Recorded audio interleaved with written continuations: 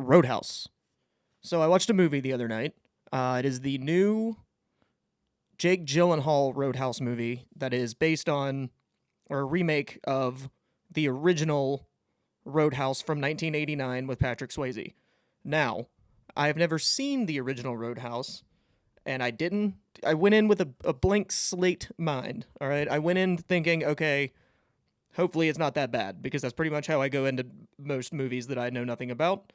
But luckily, it wasn't terrible. I wasn't upset about it. It definitely was a lot more worth watching than honestly Oppenheimer. I'm not gonna lie, people aren't gonna like that, but that movie was kind of mid. It was all right, but and Robert Downey Jr. did not deserve Best Supporting Actor. But anyway, that's another situation. Roadhouse. So basically, if you don't know like what the backstory of Roadhouse is, and like I said, I have not seen the original Roadhouse, so I can't really give like super specifics on how close it is to the original. Basically, in this one, which just dropped on Amazon Prime, I believe March 8th, just got around to watching it because I honestly had forgotten that it was out. The trailer, when I saw the trailer, it looked pretty solid. So basically, what happens in the movie is Jake Gyllenhaal, who I've said it before and I'll say it again, he's one of the best actors of this generation. I will die on that hill. I don't care what you have to say. You range, dog. The man has range. Anyway, so he is a former UFC fighter that basically he gets offered by this chick. She owns the Roadhouse. It was passed down to her. I believe her grandfather owned it during like the civil rights era, and so she offers him a job because they have all these asshats that keep coming in, and just for some reason, I mean, I get it's a movie, but it's kind of like comical at like the way these people come in and just like want to destroy stuff for no apparent reason. They just want to come in and like own everybody and everything. It's funny. It's a movie. I get it.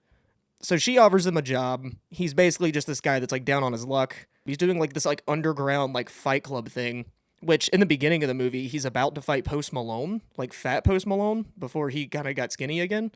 And Post Malone's like, nah, dude, I'm not fighting him. Give him the money. I'm not fighting that guy. So he's apparently like a really like feared dude, Jake Gyllenhaal is. So she offers him this job. He's like, all right, fine. Like, can't get much worse, I guess, than what I'm doing. So he goes, it's a beautiful, I guess, bar, restaurant. I guess that's technically what a Roadhouse is. Beautiful place in the Keys in Florida. Like beachfront. Absolutely. It looks like a sick place to hang out, honestly. He goes in, first night, he's just like beating the brakes off of people, as one does at a Roadhouse, because it's Roadhouse. And basically what the big overarching story is, there's this big rich guy that wants to take the Roadhouse and make it into a resort. He wants to like transform it into a resort. And so it basically becomes Jake Gyllenhaal versus all this guy's goons. Like he's just like sending goons at him. Jake Gyllenhaal's beating them all up as he does, beating everybody up, yada yada. The fight scenes in it were not bad. They weren't great. You can tell there's a lot of like CGI and like putting together certain fight scenes. There's quite a bit of CGI, which I'm not even mad about. It didn't look bad at all by any means. So basically, once this rich guy sends in all of his goons and Jake Gyllenhaal beats them all up and or kills them, crazy enough, it's time for him to send in the big guns. And by the big guns, I mean Conor McGregor. And if you thought Conor McGregor could not get any more animated than he already is in real life as a human person, boy, let me tell you what. Because he is like Conor McGregor times like 100 in this movie. He even like looks bigger. Like he's like just absolutely yoked in this movie. And basically the rich guy hires him to go in and either, I think, kill Jake Gyllenhaal or just basically beat him to the point where he's like, okay, fine, we'll let you have it. So there's a pretty like epic fight at the end between him and Jake Gyllenhaal. They basically like, in a movie, they just destroy the entire place while they're fighting. Because, that's how you save the world, is we destroy the entire city. aka the Avengers.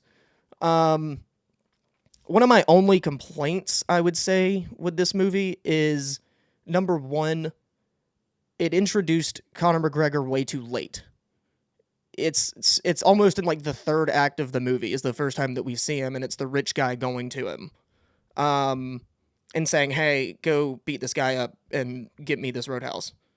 And for whatever, and I guess it's just because it's Conor McGregor. The director, what's his name, Doug Lyman, something like that. He really wants the audience to care about Conor McGregor's character way more than we do. Like he's only in the movie for, I don't know, 45 minutes or so, maybe. And it's towards the end. But he is like really just like banking on the whole audience just oogling and ogling over Conor McGregor, which is not really the case. I think we've all seen enough of him, honestly, in the past, I don't know, 6 years. I have nothing against Conor McGregor. I'm just saying we've seen plenty of him. Other than that, it did have the good moments, like when Jake Gyllenhaal first starts fighting off these goons. There's already a bouncer guy that's there that's like a younger guy. It's the guy from You, from the new season of You. I can't think of his name. But he's one of the bouncers that's already there.